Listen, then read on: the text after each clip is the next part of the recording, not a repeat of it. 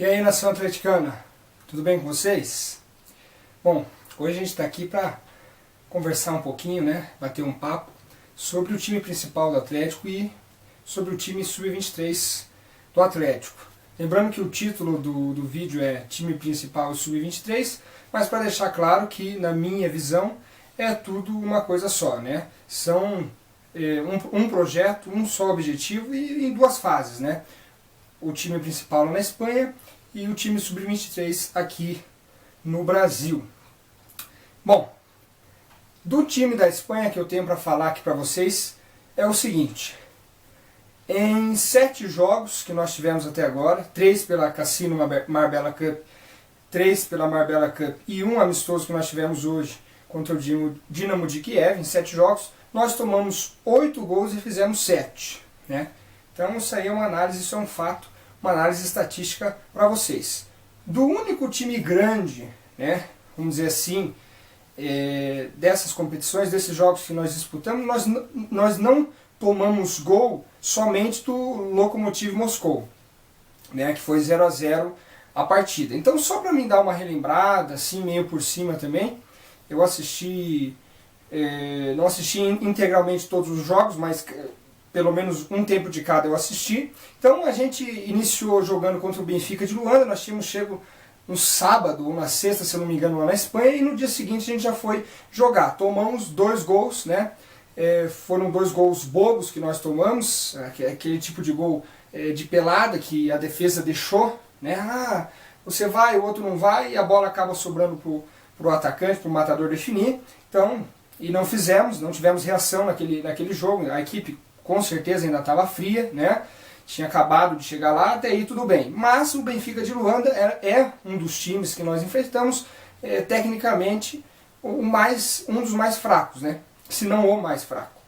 Aí depois nós enfrentamos o Guangzhou Evergrande, que é o time da China, né? Esse até teve transmissão no YouTube, no TV Atlético PR, né? No site, no canal oficial do Atlético Paranaense no YouTube, né? E o Cléo fez um gol numa jogada do Edgar Júnior, não sei se vocês lembram, que veio pela direita, a bola foi cruzada e o Cléo só colocou para dentro do gol já sem goleiro. E nós tomamos 2 belos gols também.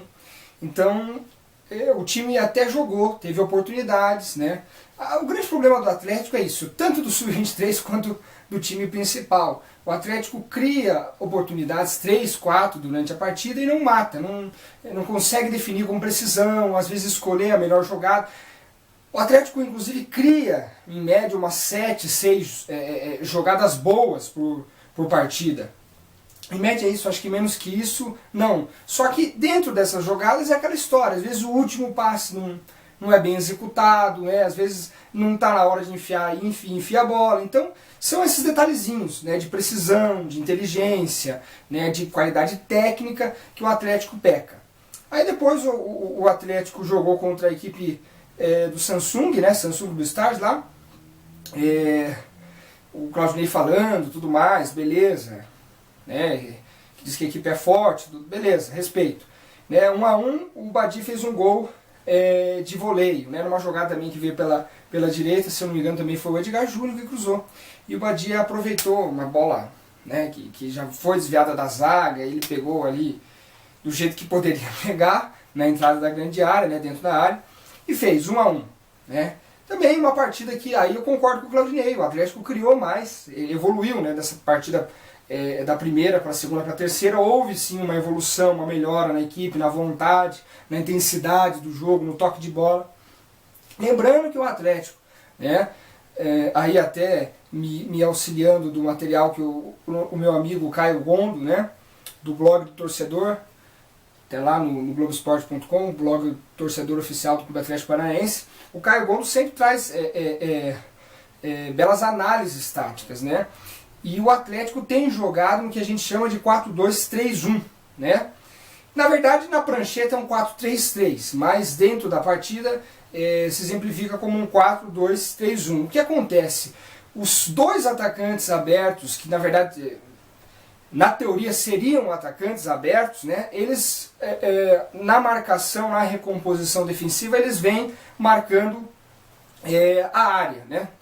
Claro que de repente, se um lateral ou se um jogador, um meia, vem acompanhando até a linha de fundo do nosso campo, eles também voltam, eles fazem esse tipo de movimentação, mas na ideia, pelo que eu captei, o Claudinei quer que eles recomponham marcando a área, certo? Marcando o espaço. Quem tiver naquele espaço ali, tanto na esquerda quanto na direita, na frente dos laterais, os dois se posicionam na frente dos laterais, eles têm que marcar, certo? Outra coisa a se observar na equipe do Atlético é a compactação das linhas, que continua. Ano passado o Claudinei conseguiu inserir isso, mais ali para o final.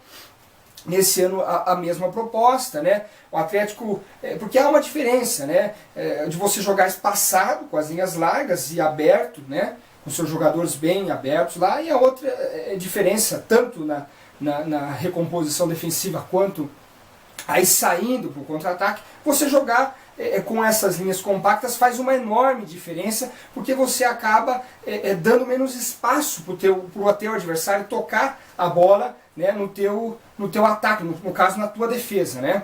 Então o Atlético joga assim, certo? Mais assim, vamos dizer uns 3, 4 passos, 3, 4 passos a linha de zagueiros com os laterais joga na frente da grande área e a linha do meio de campo volta, né? Diminui o espaço antes do círculo central, mais ou menos ali no círculo central, naquela meia-lua que você tem do nosso campo, né, de defesa. Aí o Atlético faz algumas movimentações táticas dentro do jogo, que é normal acontecer, mudando para um 4-1-4-1.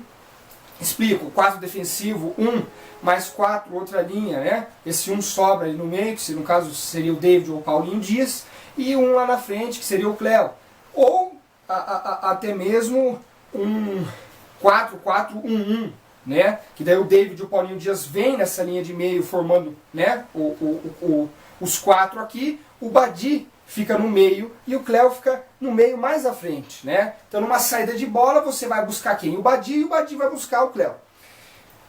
Bom, o que eu tenho para dizer? É legal isso que o Claudinei está fazendo, excelente, é um bom trabalho que o Claudinei está fazendo, mas é a visão dele. Eu acredito que o Atlético precisa, que o Atlético tem uma deficiência no meio de campo. Claro que os jogadores ainda estão assimilando, alguns até já assimilaram muito bem, como é o caso do Badi. O Badi tem 3 funções para fazer dentro de campo, né? Tanto defensivamente quanto ofensivamente, e até tem se destacado, chegado lá na frente e feito gols de bola parada, que o Atlético precisava de um jogador assim, que fizesse gols de bola parada. Então o Badi tem sido até o momento, junto com o Edgar Júnior, na minha visão, um dos expoentes, né, nesse tour que nós estamos fazendo lá na Espanha, né? E o que eu acredito é o seguinte: esse último jogo que o Atlético jogou hoje contra o Dinamo de Kiev, jogou somente com 2 titulares, né? Jogou com o Gustavo e jogou com, entre aspas, titular, na minha opinião também, o Edgar Júnior. Então, o que acontece?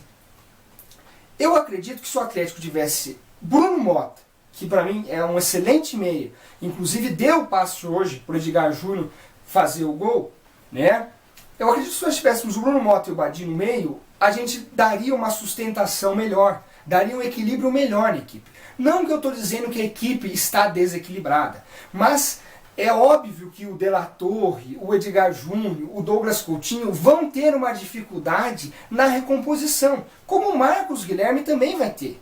A gente viu o Marcos Guilherme mais solto no Sul-Americano, chegando mais, certo? Flutuando mais. Agora, quando um jogador, além de ter que se preocupar quando nós estivermos com a bola em se posicionar bem ou correr, né, para a gente fazer um lançamento, para atacar, a hora que o time adversário pega a bola, ter que recompor, né, vamos dizer assim, desgastante, né? É claro que nós estamos no início de temporada, é claro que o Atlético treina muito bem o físico, o técnico e o tático com os jogadores, mas é desgastante sim, sobrecarrega algumas posições, alguns jogadores, como é o caso do Badi, como é o caso do David. Então, o que eu estou dizendo? Nesse esquema que o Claudinei está adotando, alguns jogadores têm que jogar ou correr mais do que os outros. É claro que é óbvio que, por exemplo, o Cléo não vai correr a mesma coisa que o David vai correr, né, dentro de uma partida. Mas dá para ter ali, né, um equilíbrio melhor, certo? Então, na minha opinião, é isso. O Atlético tomou 8 gols. Então não está tudo certo, alguma coisa está errada. E na minha opinião, o que está errado passa pelo meio de campo, que tem que ser melhor equilibrado, com 2 meias, 2 volantes. A gente joga com 2 atacantes também, abertos, ou no caso o Cléo centralizado e o Edgar Júnior. O que eu não vi até agora que eu gostaria de ver? Natanael cruzando uma bola na cabeça do Cléo, ou até mesmo o Daniel Borges. Eu não vi esses cruzamentos, esses gols de bola de cabeça lá do centroavante. Até mesmo o Cléo teve uma dificuldade em alguns jogos, porque ele teve que voltar para o meio campo para buscar jogo, porque a bola não chegava. A equipe toca sim muito bem a bola, sabe sair muito a bola, e é aquela história do ano passado. Joga ali compacto, retomou, vai sair em 1, 2, 3 toques, com 3, 4 jogadores, com velocidade que nós ainda temos, graças a Deus. O Edgar Júnior é um jogador liso de drible, o Natanael é uma válvula de escape pela esquerda, é um jogador rápido e que conduz a bola com velocidade e facilidade, né? Um jogador que sabe conduzir bem a bola. Então são válvulas de escape dentro da partida que nós temos e o Atlético continua utilizando-as, né? Então eu acredito assim, há alguns pontos que sim evoluíram na equipe, mas nós tomamos 8 gols e fizemos 7, né? Na teoria nós deveríamos ter feito mais e tomado menos, porque a nossa defesa, depois do Claudinei, né, quando o Claudinei chegou até o final do ano, foi bem sólida. Aí nós tivemos a questão também que o Cléber se machucou, acho que no segundo jogo da Marbella Cup, se não me engano foi contra o Lokomotiv Moscou. Aí o Rafael Zuc jogou contra o Dinamo de Bucareste e jogou hoje contra o Dinamo de Kiev, na minha opinião, ali tranquilo, né? Mas, eu repito, não é a última linha defensiva que, na minha opinião, está errada. A questão passa pelo meio de campo do Atlético para não sobrecarregar a defesa, meio e ataque, né, em alguns jogadores. O que eu posso falar do Sub-23? Começar pelo Marcelo Vilhena, porque no outro vídeo que eu fiz esse ano eu falei do Claudinei, e vou falar do Marcelo Vilhena. O Marcelo Vilhena assim, é um aprendiz de Claudinei, né? São 2 treinadores que são inteligentes, sabem o que falam, são estudiosos e às vezes nas entrevistas que dão, abrem o jogo até demais, na minha opinião. Né? O Marcelo Vilhena e o Claudinei são de uma classe de treinadores que não deixam o jornalista sem dúvida. Tudo que o jornalista perguntar, ele já vai respondendo, ele já vai ali. Então, às vezes, na minha opinião, eles abrem o jogo demais. Né? Não sei se isso chega a ser um defeito ou se é uma virtude, mas eles sabem falar, sabem do que estão falando e sabem fazer bem a leitura do jogo. Tanto o Claudinei quanto o Marcelo Vilhena. Tanto é que, por exemplo, quando o Cascavel 0-0, o Marcelo Vilhena falou muito bem, certo? O Atlético jogou num gramado alto, né? Esse time Sub-23 do Atlético tenta se assemelhar ao estilo de jogo do Claudinei, que é o time principal, né? Só que é um time diferente do time principal, que depende muito do toque de bola para sair, ainda, porque eles estão encaixando, né? Essa equipe do Sub-23 é uma equipe que chegou agora em um mês e já está jogando. Essa que tá, o time principal que está lá na Espanha já tem um maior tempo, 5, 6 jogadores, 7 já vem desde o ano passado. Então, contra o Cascavel, nós tivemos oportunidade e não fizemos, e também tivemos oportunidade de tomar gol, num gramado alto, num jogo no interior, com sol, tudo isso a gente tem que contar, né? Cada jogo é um jogo, é uma história. Contra o Rio Branco, esse jogo inclusive eu comentei numa rádio comunitária aqui, Cajuru FM, aqui da minha região, né? E nós tomamos 3-1. Por quê? Porque o Atlético não teve a experiência necessária, a paciência, a inteligência necessária para jogar contra o Rio Branco. Por quê? Gramado pesado, a bola lisa, né? Que corre mais, né? Bate, ela pinga e vai mais rápido, né? Aí você teve um Atlético que jogou muito espaçado, você teve erros individuais e coletivos, né? Tanto é que depois do erro do Ricardo Silva, disseram, o site oficial disse que ele teve uma lesão e não voltou mais, depois desse jogo contra o Rio Branco, né? E o Atlético tomou 3 gols, 2 deles golaços, né? Assim como a equipe lá na Espanha tomou belos gols, né? Se eu não me engano, nós tomamos um golaço contra o Samsung, inclusive de um brasileiro, que foi uma bicicleta de fora da área, né? Então, você vê como é que tá as coisas, né? E contra o Paraná Clube, aí o Atlético já também num gramado pesado, dentro da arena, mas com apoio da torcida. O Atlético fez um gol, ganhou de bola parada. né? Teve 2 lances bem anulados do Paraná de bola parada, tentou criar, não conseguiu chegar ao gol criando as jogadas, né? E teve oportunidade para isso, inclusive em contra-ataques, né? Que certos jogadores erraram. Então, o que eu posso dizer desses 3 jogos? Porque antes de eu falar do jogo contra o Prudentópolis, que está mais fresco na memória. O que eu posso dizer é o seguinte: o Atlético ainda não jogou em condições naturais. Condições naturais quais são? Um gramado com uma grama média para baixo, né? De espessura, de comprimento, e sem a chuva, sem um gramado pesado, né? Porque o Atlético é uma equipe, esse Sub-23 é uma equipe, na minha opinião, melhor do que no ano passado. A equipe é mais técnica, ela toca mais a bola. Tanto é que, por exemplo, contra o Prudentópolis, que nós ganhamos de 2-0 com o gol do estreante Kaique, um belo gol, Kaique foi muito bem fazendo pivô, fazendo a parede, e um outro gol do Lula, aí acertando uma jogada que eu até ia falar aqui. Por exemplo, contra o Rio Branco, nós tivemos umas 14 bolas paradas e o Atlético errava tudo. O zagueiro errava o tempo de bola, o cobrador errava, batia meia altura ou batia abaixo. Tanto é que o gol do Crisan que nós fizemos, você pode ver que no escanteio quem bateu lá, bateu errado. Bateu a média altura, a bola quicou e o Crisan, né, no meio da área, pegou a bola do jeito que estava e fez o gol. Então, esse segundo gol do Lula já me deu uma esperança, porque é isso que eu espero do time. E o time principal também tem essa dificuldade na bola parada, tanto ofensiva quanto defensiva. O Sub-23 é a mesma coisa. Tem jogadores altos, mas sempre dá aquele medinho quando a bola vem para a área, a bola passa e ninguém pega, né? O goleiro não sai, o zagueiro não consegue interceptar, né? E na bola ofensiva perde a oportunidade. E nesse jogo contra o Prudentópolis o Lula fez um belo gol, assim como o Kaique. Então, você veja a nossa tabela.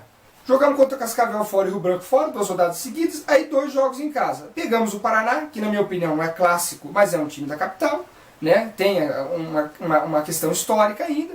E pegamos o Prudentópolis. E agora na 5ª rodada, domingo, não esse, o outro que vem, nós vamos pegar o Coxa. Ou seja, a equipe Sub-23 entrou ali surrando, né? Pelas condições dos jogos que aconteceram, né? Surrando a equipe Sub-23. E nós tomamos 3 gols do Rio Branco naquela partida lá, naquele gramado grande, chovendo pra caramba, né? Muito encharcado, muito pesado, dificultando o jogo de toque de bola do Atlético, e fizemos 4 gols. Só não fizemos na equipe do Cascavel lá no interior. Então eu acredito que nesse último jogo contra o Prudentópolis, o Marcelo Vilhena vem testando algumas peças, ele até encaixou. Matheus e o Zé Paulo muito bem, né, que é esse que veio do Corinthians, que é um meia, mas faz a segunda volância, jogou muito bem, inclusive saiu com um corte, né, que o árbitro, né, também não sei se viu, não puniu.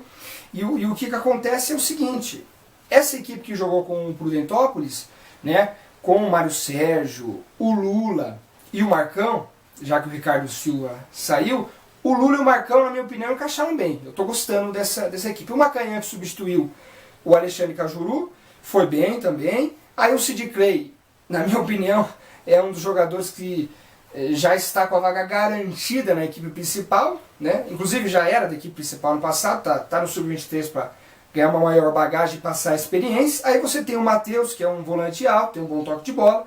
E tem o Zé Paulo, saiu o Jonathan Luca, que na minha opinião não via muito bem. O Zé Paulo tem uma saída muito boa também. Você tem o Bruno Pelissari, que foi muito bem contra o Paraná Clube.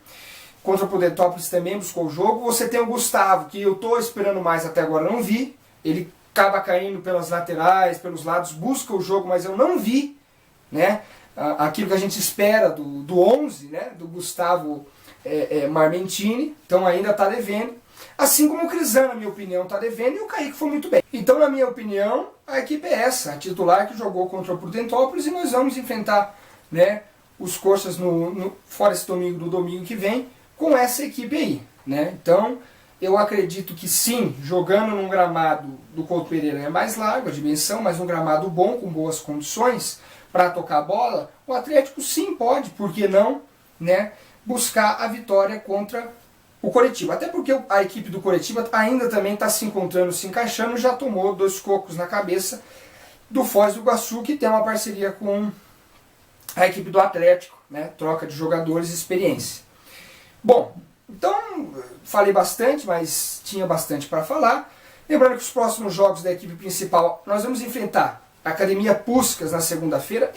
Na verdade o jogo seria contra o CSKA Moscou no domingo, se eu não me engano, mas a pedido do CSKA Moscou foi cancelado, uma pena, porque na minha opinião o CSKA Moscou é uma das equipes com boa qualidade que nós enfrentaríamos. Então nós vamos enfrentar a Academia Puskás, né, que é um time da Hungria, segunda às 8 da manhã, horário de Brasília, e na quarta-feira às 13 horas, 1 hora da tarde, horário de Brasília, também o Krasnodar da Rússia. Então, a equipe principal do Atlético, entre aspas, né, faz 2 jogos e volta, né, para o Brasil.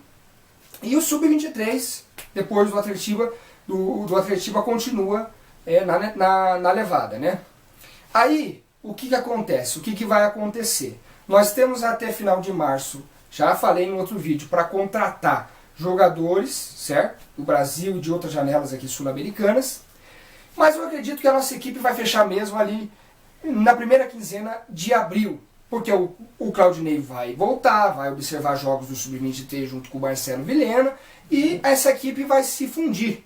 Essas duas fases, o Sub-23 e o principal, né? Essas duas frentes vão se fundir e formar uma equipe só, que o grande objetivo desse ano, o objetivo final, é classificar para a Libertadores do ano de 2016. Então o objetivo do Atlético, ou pelo Brasileiro, ou Copa do Brasil, ou Sul-Americano até mesmo, né, se for eliminado a Copa do Brasil, é chegar à Libertadores. Então, uma equipe só, um objetivo só, são, se eu não me engano, 20 jogadores de um lado, outros 20 do outro, são quase 50, mais de 50 jogadores dos dois lados, nessas duas frentes, mas que ali em abril, ali no final de abril, né, ou no início de abril, já vai estar bem definido e encaixado quem vai fazer o quê, né, quem que vai fechar, compor uma equipe de 30 e poucos jogadores, é o que eu estimo, para seguir com os objetivos, né, com uma camisa só daí, do Atlético Paranaense até o final do ano. Bom, então é isso, né? Saudações rubro-negras a todos os atleticanos e atleticanas. Muito obrigado para quem assistiu o vídeo até o final, já que eu falo demais também, né? E é isso, né? Deus abençoe a todos, fiquem todos com Deus e até a próxima.